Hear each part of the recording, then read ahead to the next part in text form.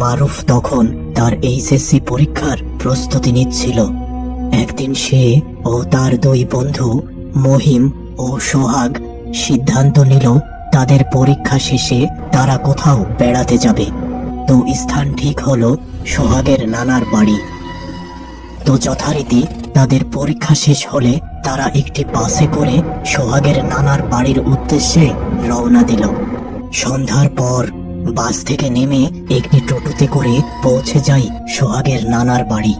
সকলে খুব ক্লান্ত থাকায় অল্প কিছু খাবার খেয়ে তারা দ্রুত ঘুমিয়ে যায়।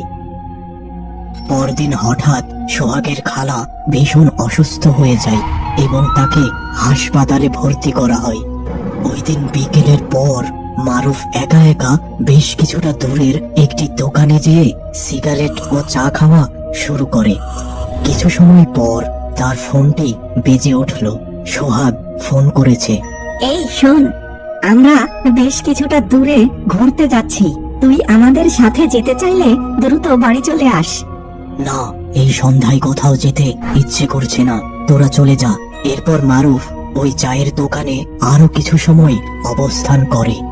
এরপর সে অন্ধকারে বাড়ির দিকে একা একা রওনা দেয়। বেশ কিছু সময় হাঁটার পর সে বাড়ি পৌঁছে যায়, কিন্তু বাড়ির অবস্থা দেখে সে বেশ অবাক হয়।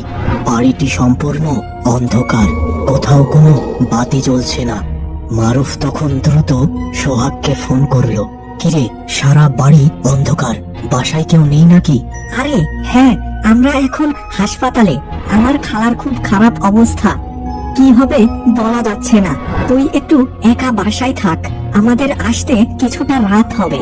এই রাতের বেলা একা এই বাসায় থাকতে হবে ভেবে মারুফের মনে কিছুটা ভয়ের সঞ্চার হলো।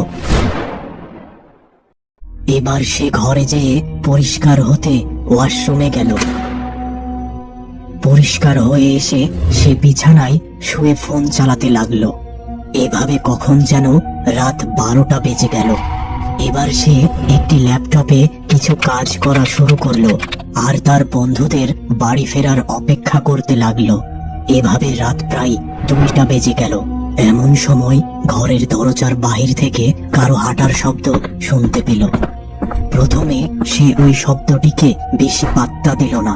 এবার বাইরে দৌড়াদৌড়ির শব্দ শুনতে পেল, আর সাথে সাথে তার মনে পড়ল সে এই বাসায় একেবারে একা।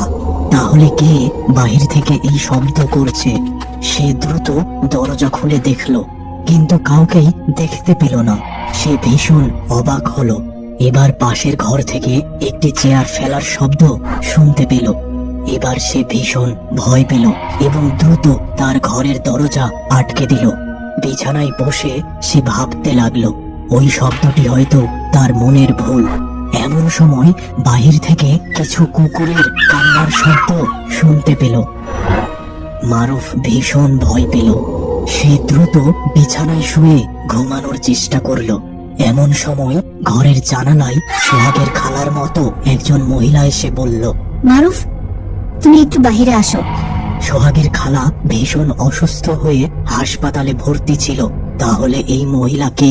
এবার সে বুঝতে পারে এই মহিলা আসলে কোনো জিন। সোহাগের খালার পেশে কোনো জিন তাকে ডাকছে। সে ওই সময় ভীষণ ভয়ে অজ্ঞান হয়ে যায়।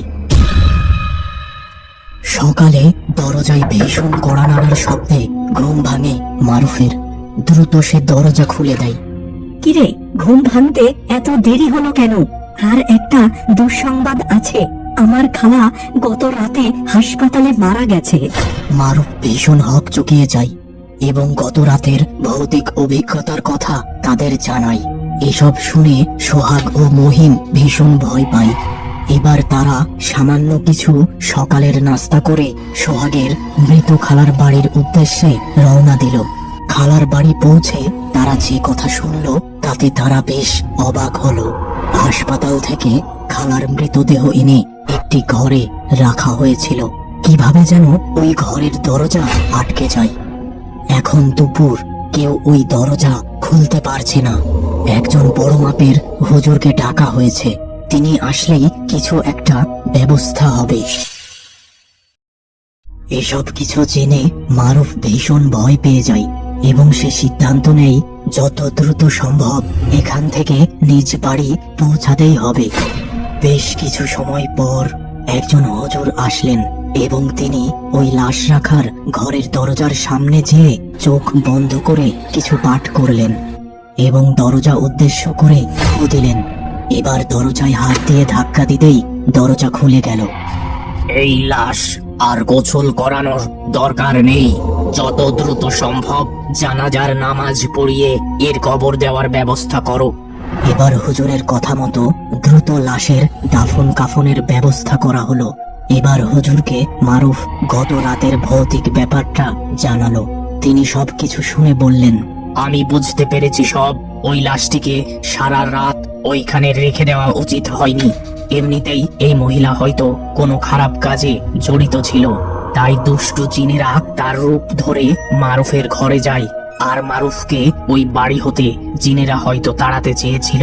এমনিতেও একটা লাশকে অনেকক্ষণ রাখলে খারাপ জিনেরা ওই লাশকে নিয়ে যেতে চায়। তোমার ভাগ্য ভালো যে তোমার কোনো ক্ষতি করতে পারেনি। ওই দিন রাতে মারুফ আর ওই বাসায় থাকেনি, সে একটি হোটেলে ছিল এবং পরদিন সে তার বাসায় চলে আসে। আর এরপর থেকে জীবনে আর কখনো মারুফ ওই সোহাগের নানির বাড়ি যায়নি।